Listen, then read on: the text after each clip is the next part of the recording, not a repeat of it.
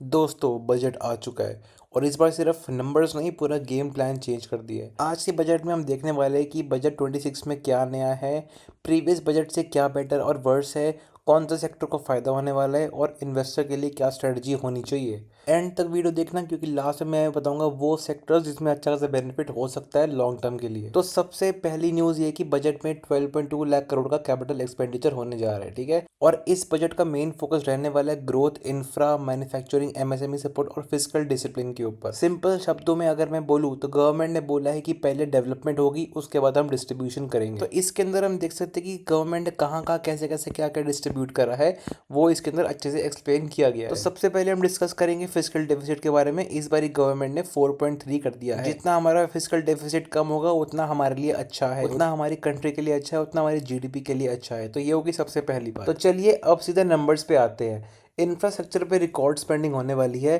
Capital expenditure और increase किया है और फिजिकल डेफिसिट को पूरा कंट्रोल में रखा गया है। मतलब गवर्नमेंट ज़्यादा पैसा रोड्स, रेलवे, पोर्ट्स और मैन्युफैक्चरिंग पर डालने वाली है ताकि जॉब्स बने और इकोनॉमी फास्ट चले। तो इस बार एमएसएमई के लिए सिर्फ लोन नहीं, credit plus equity plus compliance ease, मतलब कि सस्ता फाइनेंस, इजी पेपर वर्क और ग्रोथ सपोर्ट दिया गया है। मैन्युफैक्चरिंग के लिए भी क्लियर सिग्नल दिया गया है इंडिया को एक ग्लोबल फैक्ट्री बनाने के लिए। तो डिफेंस एलोकेशन अब 15% से बढ़ा दिया गया है। आई नो ये बहुत लोगों को पसंद नहीं आया, इस बारी 3 डिजिट का एलोकेशन एक्सपेक्टेड था लेकिन वो नहीं हुआ, लेकिन फिर भी 15% भी काफी अच्छा रहता है। तो इस बारी हमारा सबसे मेन फोकस रहने वाला है डिफेंस मैन्युफैक्चरिंग के ऊपर और इंडिया एक बहुत बड़ा एक्सपोर्टर भी बनने वाला है डिफेंस के अंदर। साथ साथ आपको पता है कि जब इंडिया पाकिस्तान की लड़ाई हुई थी उसके बाद हमें काफ़ी कुछ देखने को मिला था। तो इस बार इंडिया का की पुश डिफेंस के अंदर भी देखने को मिला है। अगर हम इसे लास्ट ईयर से कंपेयर करेंगे तो हम साफ साफ देख सकते हैं कि लास्ट ईयर से इसमें अच्छी खासी अपसाइड देखने को मिल गई है। मतलब कि हमारा डिफेंस सेक्टर भी इस बारी काफ़ी स्ट्रांग हो चुका है। दो हमें पोर्टफोलियो के अंदर काफ़ी नेगेटिविटी देखने को मिली, लेकिन मैं जानता हूं अगले कुछ महीनों में डिफेंस सेक्टर वापस बुलिश हो जाएगा। तो पूरे 2 साल के बाद फाइनली रेलवेज के अंदर भी हमें एक अच्छा खासा केपेक्स देखने को मिल गया है। लास्ट 2 साल से हमें कुछ खास केपेक्स देखने को नहीं मिला, लेकिन इस बारी केपेक्स 2.93 लाख करोड़ रुपीस हो चुका है, जो कि एक बहुत अच्छी बात है रेलवेज के लिए। साथ ही साथ गवर्नमेंट ने अनाउंस करा है कि वो 7 कॉरिडोर बनाने वाला है, from Mumbai to Pune, Pune to Hyderabad, Hyderabad to Bangalore, Hyderabad to Chennai, Chennai to Bengaluru, Bengaluru to Varanasi और वाराणसी टू सिलीगुड़ी। तो यहाँ पर हमें एक अच्छी खासी पुश रेलवेज के अंदर भी अब देखने को मिलने वाली है। केपेक्स किया है, बहुत अच्छी बात है। हम बहुत टाइम से देख रहे थे कि रेलवेज के अंदर कुछ खास केपेक्स नहीं हुआ था। तो इसका बेनिफिट किन को मिलेगा, वो स्टॉक्स के बारे में अगर आपको डिटेल वीडियो चाहिए तो इसके बाद में मैं एक डिटेल वीडियो बनाने वाला हूँ कि ऐसे कौन से स्टॉक्स हैं जिनको इसकी वजह से एक अच्छा खासा बेनिफिट मिल सकता है और बाकी सारे सेक्टर्स में ऐसे कौन से स्टॉक है जिनको अच्छा खासा बेनिफिट मिल सकता है। तो अगर आप चाहते हैं कि मैं वो वीडियो बनाऊँ पूरे इन डेप्थ एनालिसिस के साथ तो आप मुझे कमेंट सेक्शन में बता देना। इसके बाद इंडिया ने सेमीकंडक्टर मिशन 2.0 निकाल दिया और साफ साफ बोल दिया है कि इंडिया एक सेमीकंडक्टर आईपी बना के रहेगा और इंडिया एक ग्लोबल सेमीकंडक्टर हब बन के रहेगा। तो उसके लिए इन्होंने क्या करा है, पूरे 40,000 करोड़ का हम एक नया प्लान देखने को मिल रहा है सिर्फ सेमीकंडक्टर पुश के लिए। आप यहाँ पे देख सकते हो निर्मला सीतारमन ने कहा है कि 40,000 करोड़ आउटले फॉर सेमीकंडक्टर्स। यहाँ पे साफ साफ मेंशन किया गया है कि 2.0 will focus on producing equipment and material design for full stack Indian IP. समझ रहे हो, मतलब कि इंडिया को एक विकसित भारत की तरफ लेके जाना है और उसको प्रॉपर एक इंडिपेंडेंट कंट्री बनाना है। इसलिए गवर्नमेंट ने अच्छी खासी फंडिंग इस बारी सेमीकंडक्टर के अंदर भी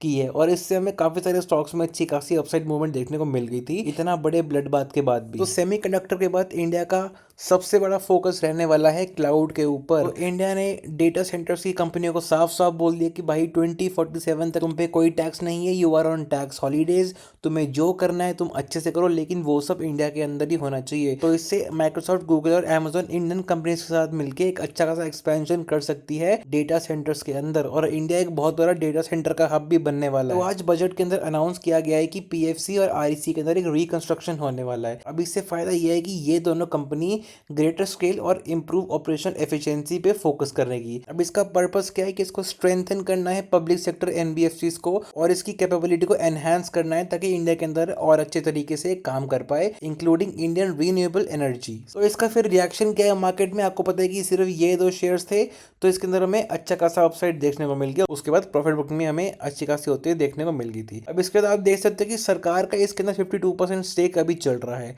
तो गोल क्या है कि इससे विकसित भारत विजन आएगा और मॉडर्न इंफ्रा के लिए ये भी एक अच्छी खासी फाइनेंसिंग के लिए हेल्प करने वाले हैं। तो इसीलिए गवर्नमेंट का अब सारा फोकस आरईसी और पीएफसी के ऊपर रहने वाला है और इसको रिस्ट्रक्चर बहुत जल्दी किया जाएगा। इसके बाद बजट में एक और चीज अनाउंस की गई रेयर अर्थ मिनरल्स माइनिंग के ऊपर। तो जैसा कि आपको पता है कि ग्लोबल मार्केट के अंदर अनसर्टेनिटीज चल रही हैं, चाइना पूरे वर्ल्ड को कंट्रोल करता है इसकी वजह से, और यूएसए भी अब बहुत सारे एरियाज एक्वायर कर रहा है ताकि वो अच्छी खासी माइनिंग वहाँ पे स्टार्ट कर सके। तो इसके लिए सीतारमन जी ने कहा है कि वो इंडिया के अंदर भी स्टार्ट करने वाली है। कहाँ पर? ओडिशा, केरला, आंध्रा और तमिलनाडु के अंदर। तो यहाँ पर अब एक रेयर अर्थ कॉरिडोर बनने वाला है और यहाँ पे अच्छी खासी माइनिंग होगी ताकि इंडिया आगे बढ़ पाए और 2047 तक पूरा कंप्लीट विकसित भारत बन जाए। फिर गवर्नमेंट ने अनाउंस की है बायो फार्मा शक्ति स्कीम। तो इस बारी बजट के अंदर मेंटल हेल्थ के ऊपर भी काफी सारा ध्यान दिया गया है, उसकी वजह से ये बायो फार्मा शक्ति स्कीम लाई गई है। गवर्नमेंट अच्छा खासा इनपुट दे रही है ताकि ये सेक्टर भी आगे बढ़ पाए। तो आप यहाँ पे पढ़ सकते हो FMS propose intervention in 6 sectors including manufacturing, strategic, frontier sectors, health care and advance technology. तो इंडिया चाहता है कि वो बायो फार्मा के अंदर भी आगे बढ़े। तो फाइनेंशियल सेक्टर में देखा जाए तो हमारी स्टॉक मार्केट के लिए सरकार ने क्या किया है, सरकार ने एसटीडी टैक्स को बढ़ा दिया है, ये बोल के कि बहुत सारे लोग स्टॉक मार्केट में पैसा लूज कर रहे हैं, वो सट्टा खेल रहे हैं, उसके वजह से अच्छा खासा हमें नेगेटिव साइड देखने को मिल रही है मार्केट की। तो लोगों का पैसा बचाने के लिए सरकार ने वापस से एसटीडी टैक्स बढ़ा दिया है, जिसके वजह से आज हमें मार्केट में एक बहुत बड़ी ब्लड बाथ भी देखने को मिल गई थी। तो this was the main reason जिसकी वजह से एक आउटफ्लो हमें देखने को मिला है। उसके बाद आप पढ़ सकते हो कि STTN option premium and exercise of options to be raise to 0.15% from the rate of 1%। ठीक है, तो this was the main reason जिसकी वजह से हमें एक अच्छा खासा फॉल देखने को मिल गया। इस बजट की मेन की लाइट थी हमारे फार्मर्स की प्रोडक्टिविटी और उनकी इनकम को बढ़ाया गया और पूरे एग्रीकल्चर को आगे फोकस में रखा गया है। तो ये सारे वो सेक्टर्स हैं जिनमें अच्छी खासी पुश हमें देखने को मिली है। Horticulture, animal husbandry, supporting high value agriculture, dedicated program for Indian cashew and cocoa, fisheries, sandalwood और भारत विस्तार। तो ये सारे वो सेक्टर्स हैं जिन पे हमें अच्छा खासा फोकस देखने को मिला है इस बारी डिफेंस के अंदर, जिनमें एक्सपेंडिचर हुआ है। इस बारी हमारा मेन फोकस सिर्फ मैन्युफैक्चरिंग के ऊपर ही रहा है और इंडिया चाह रहा है कि वो एक बहुत बड़ा मैन्युफैक्चरिंग हब बन जाए चाइना के बाद। वो बहुत जल्दी चाइना को ओवरटेक भी करना चाह रहा है, इसकी वजह से इंडिया के अंदर एक अच्छी खासी प्रोडक्शन भी हमें देखने को मिल सकती है। इसका बेनिफिट क्या है कि बाहर से बहुत सारी कंपनीज इंडिया के अंदर आएंगी और इंडिया के अंदर अपनी कंपनीज खोल के इन्वेस्ट करेंगी। तो आज सबसे ज़्यादा खुश सिर्फ हमारा आईटी सेक्टर ही था, क्योंकि बाय बैक के ऊपर अब फाइनली कैपिटल गेन्स टैक्स लग चुका है, तो इससे अच्छा खासा पैसा बचने वाला है और यहाँ से आईटी सेक्टर में एक नया पुश मिल सकता है। तो अब कंपेयर करते हैं लास्ट ईयर से। बजट 2025 में फोकस था स्टेबिलिटी के ऊपर, लेकिन बजट 2026 में फोकस है एक्सपेंशन के ऊपर। लास्ट ईयर इकोनॉमी को संभाला गया था, लेकिन इस ईयर इकोनॉमी को एक्सेलरेट किया जा रहा है। इंफ्रास्ट्रक्चर ज़्यादा है, मैन्युफैक्चरिंग ज़्यादा है और एमएसएमई सपोर्ट बहुत बड़ा है। ओवरऑल देखें तो बजट 26 ज़्यादा ग्रोथ ओरिएंटेड है। अब सबसे बड़ा क्वेश्चन आता है कि इन्वेस्टर्स के लिए क्या सिग्नल है कि वो इन्वेस्ट करे या फिर ना करे। तो इस बजट से तो कुछ चीज़ें बहुत क्लियर है कि इंफ्रा के ऊपर फोकस हो रहा है, डिफेंस हमेशा लॉन्ग टर्म के लिए बेस्ट है, मैन्युफैक्चरिंग और मेक इन इंडिया को अच्छा खासा पुश दिया गया है और एमएसएमई इकोसिस्टम को और पुश किया गया है। शॉर्ट टर्म मार्केट थोड़ी वॉलेटाइल हमें देखने को मिल सकती है, लेकिन लॉन्ग टर्म में गवर्नमेंट का डायरेक्शन काफ़ी अच्छा है। तो अगर मैं आपको सिंपल में समराइज करूँ, budget 26 development heavy, reform focused, long term growth oriented है।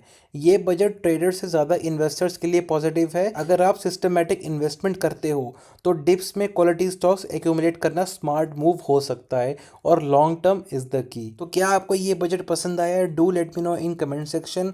अगर आपको ये वीडियो पसंद आई हो, लाइक करो, शेयर करो, कमेंट में बताओ बजट पे तुम्हारा व्यू क्या है और चैनल को सब्सक्राइब करना बिल्कुल भी मत भूलना। असली डेट्स मिलते हैं नेक्स्ट मार्केट अपडेट में। जय हिंद।